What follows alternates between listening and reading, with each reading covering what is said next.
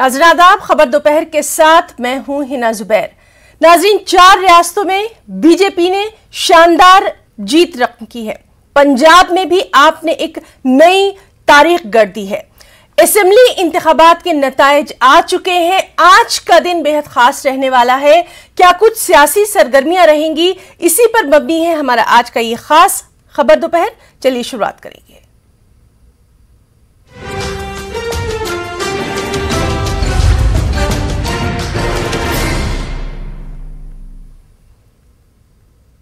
पंजाब में आपके वज़ारत आला के ओहदे के उम्मीदवार भगवंत मान आज पहुंच रहे हैं। पंजाब असेंबली इंतखाबात में पार्टी को मिली शानदार जीत के बाद मान की केजरीवाल से ये पहली मुलाकात होगी। भगवंत मान ने कल ही ये साफ कर दिया है कि वो हलफ राजभवन में नहीं लेंगे बल्कि खटकड़ कलां में लेंगे।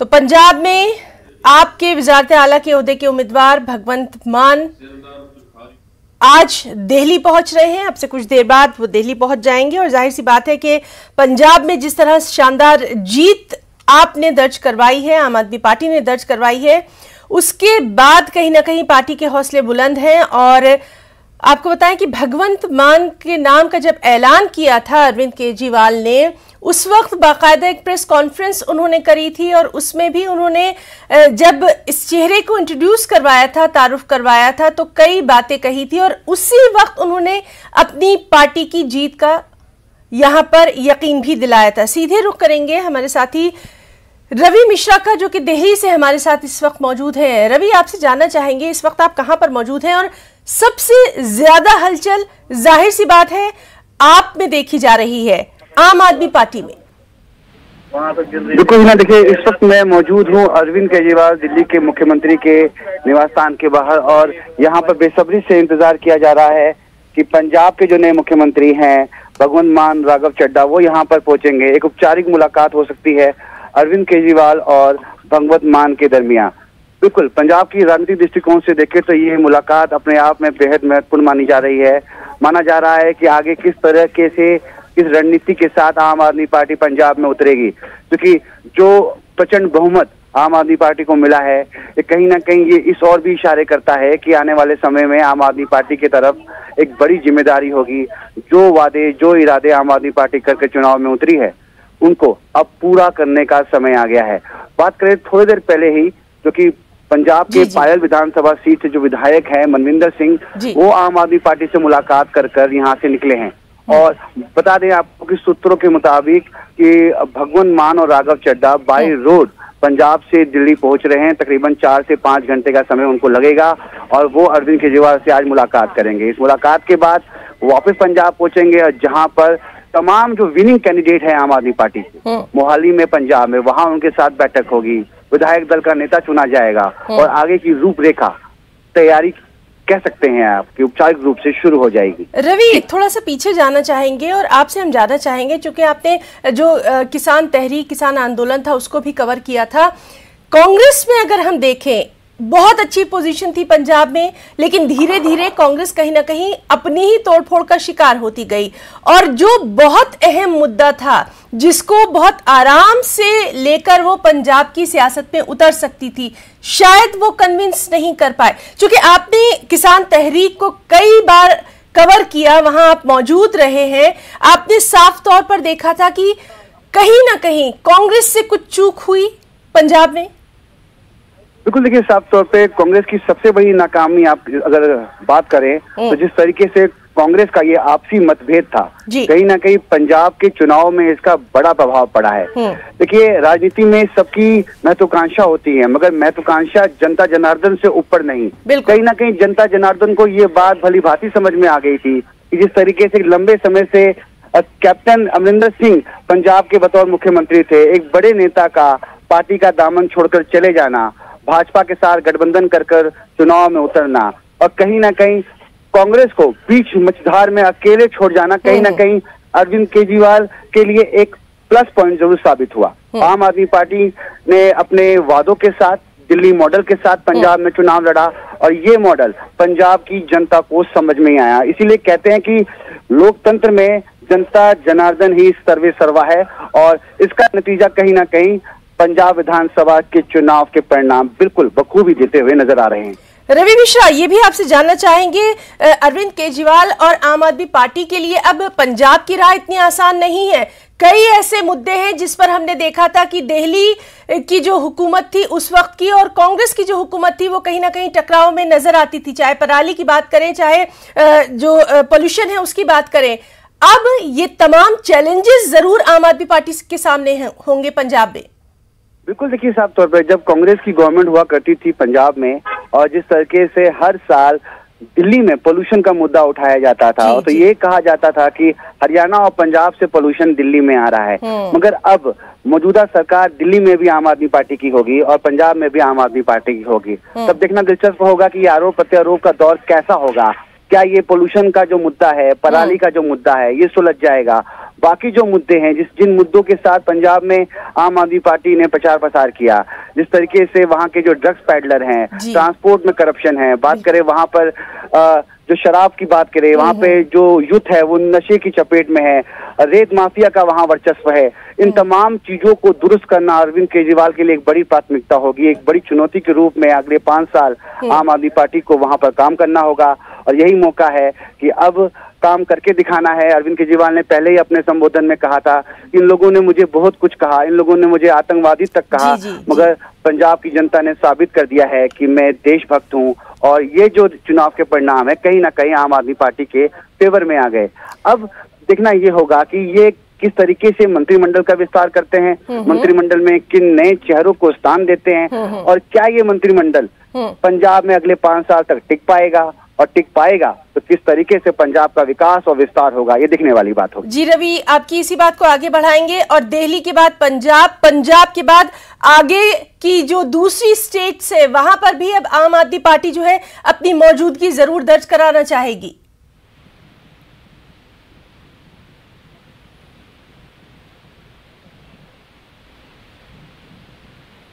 तो नाजरीन, हम बात करने की कोशिश कर रहे हैं, हमारे साथ हमारे नुमाइंदे रवि मिश्रा मौजूद थे जो कि लगातार बता रहे थे कि इस वक्त वो दिल्ली में अरविंद केजरीवाल के घर के बाहर वहां पर मौजूद हैं और वहां भगवंत मान का इंतजार किया जा रहा है। तो रवि मिश्रा का हम बहुत बहुत यहाँ शुक्रिया अदा करना चाहेंगे, लगातार अहम खबर पर नजर बनी हुई है।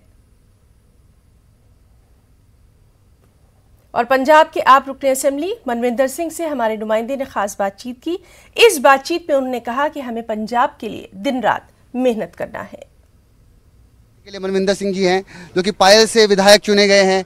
एक बड़ी जीत हासिल की है आपने, प्रचंड बहुमत हासिल किया है पंजाब में। अरविंद केजरीवाल जी से क्या बातचीत हुई? अरविंद केजरीवाल जी से रस्मी मुलाकात थी कि जैसे अभी हमारी सरकार बनने जा रही है, उस सरकार के संबंध में लोगों की हमारे साथ बहुत सी उनकी उम्मीदें जुड़ी हैं कि पंजाब में बहुत ज़्यादा सुधार करने की ज़रूरत है। रेता चोरी हर जगह पे ऊपर आप देख सकते हो कि काला बाजारी चल रहा है, रिश्वतखोरी बहुत ज़्यादा है, लोगों में हाहाकार मची हुई है हर जगह पे। उसको सुधारने के लिए हमें दिन रात मेहनत करनी पड़ेगी। उसी के संबंध में आज मीटिंग थी कि ये जो हमारी इलेक्शन थी जिसमें हमने पूरी मेहनत की, ये मेहनत अभी ख़त्म नहीं हुई, ये आज शुरुआत हुई है। ये मेहनत जो इरादे करके आप लोग चुनाव में उतरे थे, अब वो पूरा करने का समय है। कैसे ठीक करेंगे, कैसे दुरुस्त करेंगे पंजाब को? पंजाब में हम दुरुस्त करेंगे। एक एक वादा जो है आप आने वाले दिनों में देखोगे कि पूरा होगा और वादा भी पूरा होगा और हमारे केजरीवाल साहब प्रधानमंत्री भी बनेंगे। मनविंदर जी, मंत्री बनने की इच्छा रखते हैं आप? जो कि तमाम लोग कोशिश कर रहे हैं कि इस बार जो मंत्रिमंडल होगा उसमें हमें जगह मिलनी चाहिए, क्योंकि सबने कार्यकर्ता की बात करें, ब्लॉक लेवल की बात करें, बूथ लेवल की बात करें, सबने बड़ी मेहनत की है। जो राज देता कवन बढ़ाई, जो भीख मंगावे था क्या कट जाई। हम तो गुरु ग्रंथ साहब पे मानने वाले लोग हैं। हमें किसी ओहदे की, किसी पद की लालसा नहीं है, तो इसलिए कोई इस दौड़ में नहीं है। हम अपने मुख्यमंत्री भगवंत मान के लिए क्या कहेंगे? कैसे आप देखते हैं कि किस तरीके से उनकी अगुवाई में 5 साल चलना है पंजाब में? हमारे जो मुख्यमंत्री बनने जा रहे हैं वो लोगों के मुख्यमंत्री हैं। लोगों ने उनको चुना है और उनकी कारगुजारी लोगों ने देख चुके हैं। लोग जैसे उन्होंने अपने एक एक पैसे का लोगों को हिसाब दिया, जो उनको बतौर MP फंड में जो पैसा मिलता था उसका उन्होंने ब्याज तक लोगों को लगाया। तो ऐसा ईमानदार मुख्यमंत्री पंजाब की जनता को मिलने जा रहा है। पंजाब के लोगों में आप देखो कि रात के 1 बजे तक डीजे चल रहे थे, हर घर में एक शादी जैसा माहौल था। मिलेगी तो पूरी करेंगे, डेफिनेटली करेंगे। हम तो करते ही आए हैं, हम GM लेवल तक काम किया है, तो डेफिनेटली हम करेंगे। बिल्कुल, जिम्मेदारी मिलेगी तो पूरा करेंगे। साफ तौर पर मनविंदर सिंह जो कि पायल विधानसभा सीट से आम आदमी पार्टी की तरफ से प्रत्याशी थे, मगर उन्होंने चुनाव लड़ा और चुनाव में बहुमत हासिल करी और जीत भी हासिल करी है। आम आदमी पार्टी ने पंजाब में हुई जीत का जश्न बेंगलुरु में भी मनाया। बेंगलुरु के अशोकनगर के जैन भवन में जश्न की तकरीब का एहतमाम किया गया। इस मौके पर आम आदमी पार्टी के नुमाइंदों ने कहा कि पंजाब में गुज़िश्ता 5 साल से जारी मेहनत का फल अक्सरियत के साथ कामयाबी की शक्ल में उन्हें मिला है। दिल्ली के तरक्याती मॉडल को अवाम ने खूब पसंद किया। कर्नाटक में भी आम आदमी पार्टी बुलंद हौसलों के साथ आने वाले इलेक्शन में हिस्सा लेगी। पंजाब में हमने 5 साल पहले जब हमने इलेक्शन में हिस्सा लिया था, हमको 22 सीट आई हुई थी। हमने उस 22 सीटों की असेंबली में हमने इतना मेहनत किया कि पंजाब के लोग देख के हमको आज इतनी बड़ी जीत दी है कि सारा हिंदुस्तान देख रहा है। ये जीत उन सियासतदानों के खिलाफ है जो सियासतदान समझते थे कि ये पॉलिटिक्स उनकी जागीर है। पॉलिटिक्स किसी की जागीर नहीं, ये आम आदमी पार्टी जो हम हुकूमत बनाने जा रहे हैं, हम दिखाएंगे कि असली सियासत, नेक क्लीन पॉलिटिक्स क्या होती है। इन सियासतदानों ने अब तक कोई कुछ नहीं किया है। अब देखा है 5 साल 7 साल में आम आदमी पार्टी ने दिल्ली में क्या क्या किया है। एजुकेशन में तो एक ऐसा बदलाव लेके आया है, पूरी दुनिया में बात करते हैं। इधर वाशिंगटन में ले लीजिए, ट्रम्प की बेटी खुद बोली कि मैं कोई और स्कूल नहीं देखूंगी, मैं दिल्ली की स्कूल देखना चाहती हूँ। क्योंकि उनका इंटेंशन, उनकी नीयत साफ़ है। बिकॉज उसके लिए आम आदमी पार्टी पंजाब में इतनी ज़बरदस्त जीत पाई है। दिल्ली का जो मॉडल है, गवर्नमेंट का जो मॉडल है, वो हर कोई फॉलो करना चाहता है। हम देखते हैं कि जहाँ तक एजुकेशन है, हमारा बेस्ट एजुकेशन है। अगर आप इंफ्रास्ट्रक्चर से लीजिए और एजुकेशन से लीजिए, और एंटरप्रेन्योरशिप क्या चीज़ थी हमारे बच्चों को पता ही नहीं था। उस बच्चे को भी एक चांस मिल रहा है कि अच्छा एजुकेशन मिले, अच्छा उसको अपॉर्चुनिटीज़ मिल रहे हैं, उसको पता चल रहा है कि कॉन्फ्रेंस क्या चीज़ होती है, उसको स्विमिंग पूल की फैसिलिटी मिल रही है, बेस्ट लैब फैसिलिटी मिल रही है। खुशी इस बात की है कि सच्चाई की जीत हुई। आम आदमी पार्टी काम करने के लिए आई है। यहाँ तक कि जो भी आम आदमी पार्टी में है वो पॉलिटिशियन नहीं है। हम लोगों को पॉलिटिशियन काम करना नहीं आता है। हमारे पास एक दिल्ली मॉडल ऐसा है कि हम लोगों को बताने की ज़रूरत नहीं है कि हम ये करेंगे, ऑलरेडी कर चुके हैं। आज हमको इधर ईद का माहौल है, क्योंकि 5 साल पहले हमें बीन्स बोए थे पंजाब में, आज उसका फसल हम निकाले हैं। आज बहुत खुशी हो रही है कि उधर की जनता बहुत अक्लमंद है। जनता बहुत अच्छी पार्टी को चुने ही कि सियासत के इतिहास में कौन सी पार्टी भी दो स्टेट में गवर्नमेंट नहीं बनाई ऐसा। हम आम आदमी पार्टी बनाए हैं। इंशाल्लाह नेक्स्ट हम BBMP बेंगलुरु में भी चुनाव लड़ेंगे, ऐसा ही रिजल्ट पाएंगे। वक्त एक छोटी सी ब्रेक का।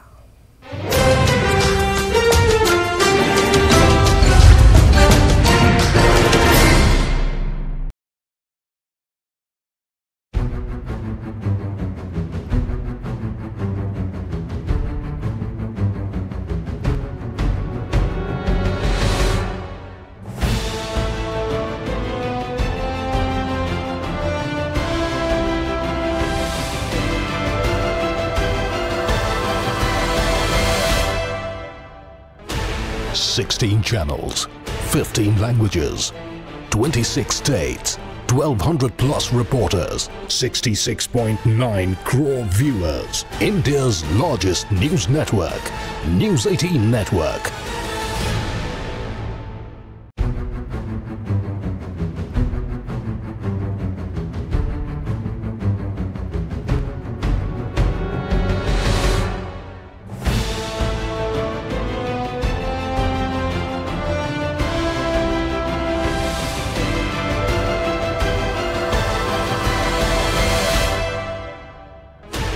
Sixteen channels, 15 languages, 26 states, 1,200 plus reporters, 66.9 crore viewers. India's largest news network, News 18 Network.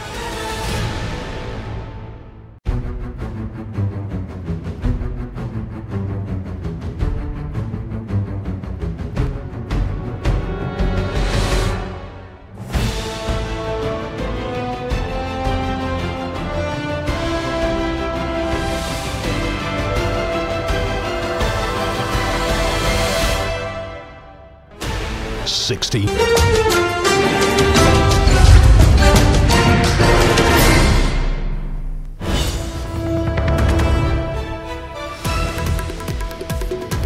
तो लखनऊ से एक बड़ी खबर आपको देते हैं। हलफबरदारी तकरीब को लेकर जल्द ही ऐलान किया जा सकता है। आपको बताएं कि ज़राए के हवाले से खबर है कि होली से पहले भी हलफबरदारी तकरीब मुनक्किद हो सकती है। 15 मार्च को हो सकती है हलफबरदारी की तकरीब।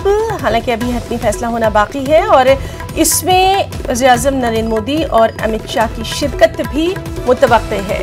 तो अहम खबर लखनऊ से, हलफबरदारी तकरीब को लेकर जल्द ही बाकायदा ऐलान किया जा सकता है। जश्न का तो माहौल है ही लखनऊ में भी और पूरे यूपी में और सब जगह। अब हलफबरदारी तकरीब उत्तर प्रदेश में कब मुनक्किद की जाएगी उसको लेकर ज़राए के हवाले से खबर है कि होली से पहले मुनक्किद हो सकती है। 15 मार्च को हो सकती है हलफबरदारी की तकरीब। हालांकि अभी यह हतमी फैसला होना बाकी है और इसमें पीएम नरेंद्र मोदी और अमित शाह की शिरकत भी मुतवक्के है।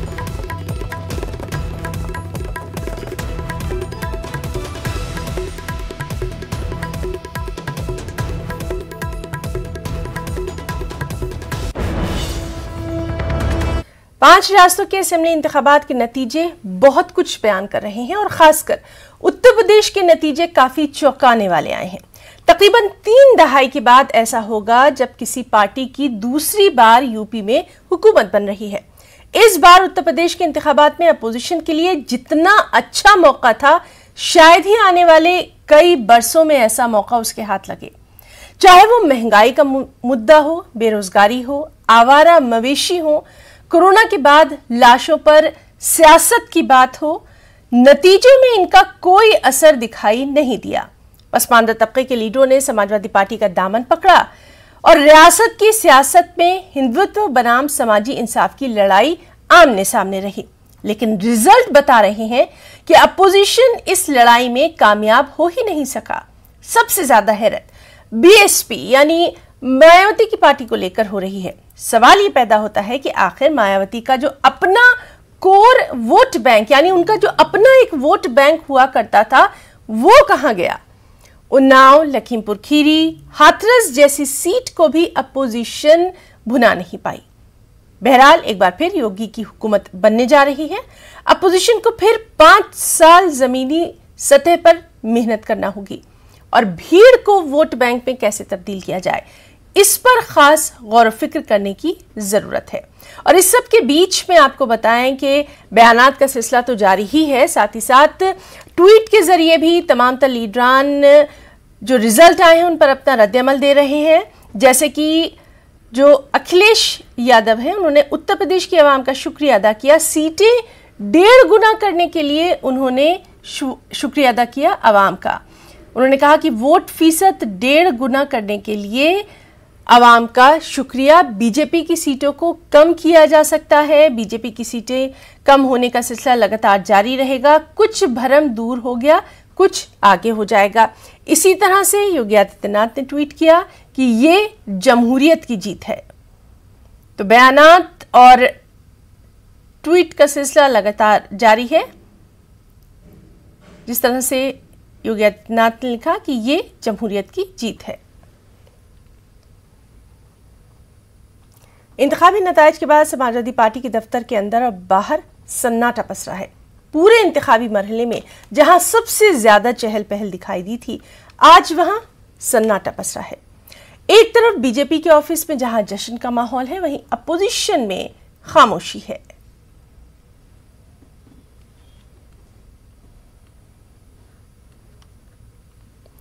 उत्तर प्रदेश असेंबली इंतखाबात के नताइज आने के बाद बीएसपी सुप्रीमो मायावती मीडिया के रूबरू हुई। मायावती ने कहा कि नतीजे हमारी उम्मीद के बरखिलाफ आए हैं। मायावती ने कहा कि मुस्लिम वोट एसपी के साथ गया, लेकिन मुस्लिम और दलित मिल जाते तो हालात अलग होते।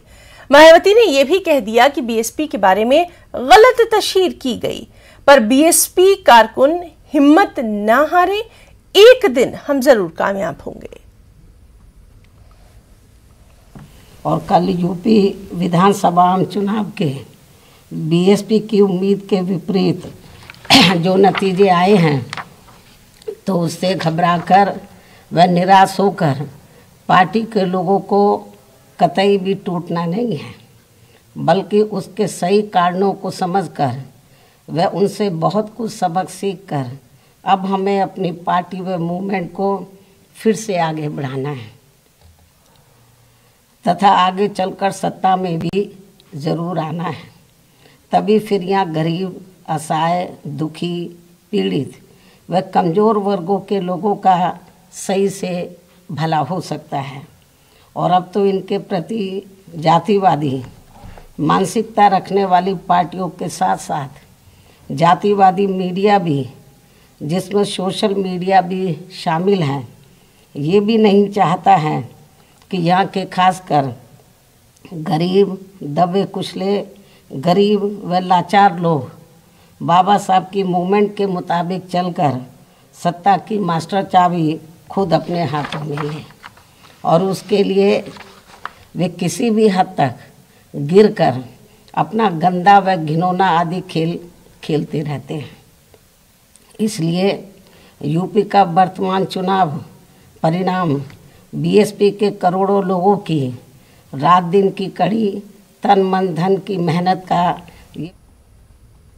आइए सीधे देखते हैं कि अरविंद केजरीवाल इस वक्त क्या कुछ कह रहे हैं। करने के 1 घंटा पहले इनको अचानक याद आई कि अब हमें तीनों एमसीडी को इकट्ठा करना है, इसलिए चुनाव टाल दिए जाएं।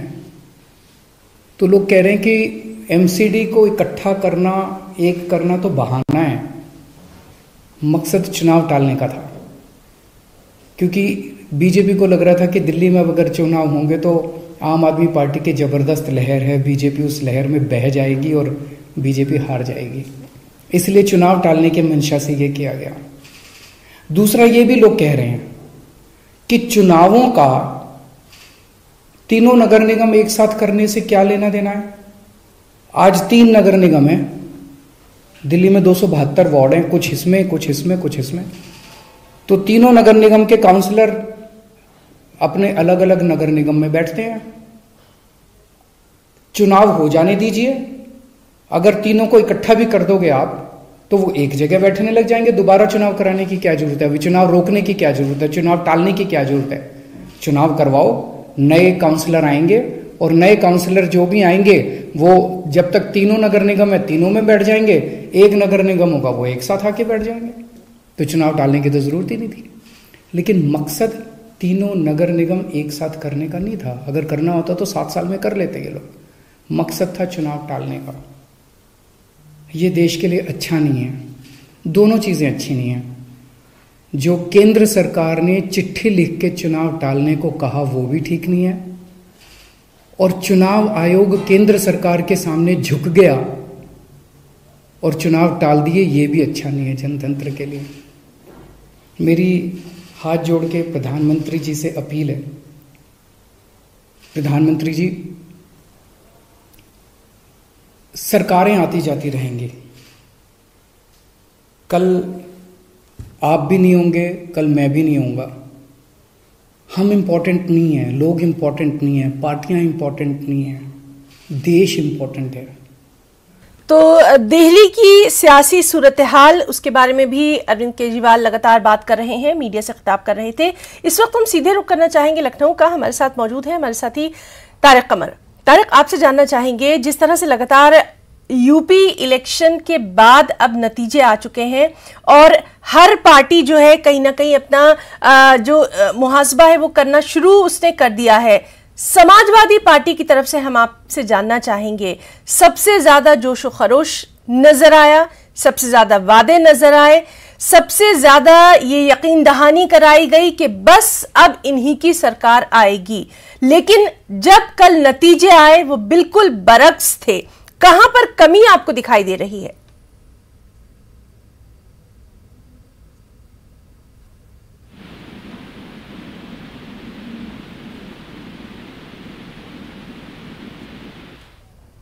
तारिक कमर, आपको मेरी आवाज आ रही है?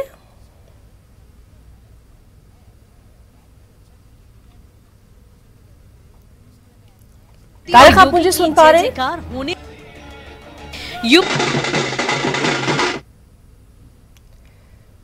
तो नाज़रीन, हम लगातार बात करने की कोशिश कर रहे हैं। हमारे नुमाइंदे लखनऊ से तारिक कमर हमारे साथ मौजूद हैं, चलिए उनसे बात करने की कोशिश करेंगे। तारिक, हम आपसे जानना चाहेंगे, रिजल्ट आ चुका है, नतीजे आ चुके हैं, समाजवादी पार्टी की तरफ से आपको कहां पर कमी दिखाई दे रही है? उम्मीदें बहुत थी, दावे बहुत किए गए, वादे भी बहुत किए गए, सबसे ज्यादा जोश व खरोश भी नजर आया। देखिए हिना, बुनियादी बात यही है और बहुत अहम सवाल आपने किया है ये, और इस सवाल के कई रुख हैं। देखिए, जो कमी है बेसिकली जो हम अपने तौर पर तजिया कर सकते हैं वो यह है कि देखिए, जब समाजवादी पार्टी को बाकायदा तौर पर शामिल होना चाहिए था इलेक्शन में, तो उसमें बहुत ताखीर की उन्होंने, और लोग यही कह रहे थे कि अपोजिशन आखिर खामोश क्यों है। मुख्तलिफ मौजूआत थे, ऐसे मसाइल थे जिन पर बाकायदा तौर पर सड़कों पर उतरकर तहरीकें चलाई जानी चाहिए थी। लेकिन आप पूरा मंजरनामा देखिए, तजिया कीजिए तो आपको मालूम होगा कि सिर्फ इलेक्शन से 3 महीने पहले बाकायदा तौर पर अखिलेश यादव निकले हैं घर से बाहर। बाकी उनके ऊपर ये इल्जामात लग रहे थे उससे पहले कि वो ड्राइंग रूम की पॉलिटिक्स कर रहे हैं। और देखिए, जब वो किसी भी बड़े लीडर पर, बड़ी पार्टी पर, और खासतौर से ऐसी पार्टी पर जिससे ये उम्मीद हो कि वो बरसर इक़्तिदार पार्टी को टक्कर दे सकती है, अगर उसके लोग सड़कों पर नहीं है, आपने देखा कि इस अंदाज से कोरोना में बेतरतीबी थी, कैसा माहौल था, अगर उसको कैश करने की कोशिश करते सियासी तौर पर या आवाम का दिल जीतने की कोशिश की जाती तो शायद मुमकिन है कि मंजरनामा कुछ बेहतर होता। हालांकि गुज़िश्ता 3 महीने के दौरान अखिलेश ने जो रात दिन मेहनत की है उसके असरात भी देखने को मिले हैं, और उनकी रैलीज में जितने लोग शामिल होते थे, जाहिर है अगर वो सबका सब वोट बैंक में तब्दील हो जाता तो ये मंजरनामा दूसरा होता। लेकिन देखिए, बुनियादी बात यही है कि अखिलेश के साथ बड़ा सपोर्ट रहा माइनॉरिटी का। बिल्कुल जी तारिक, तो लगातार वहां के जो सियासी हालात हैं उस पर हम आपसे बातचीत करते रहेंगे, जानकारी भी लेते रहेंगे, सियासी हलचल से भी हम अपने नाज़रीन को रूबरू कराएंगे। फिलहाल एक छोटा सा ब्रेक।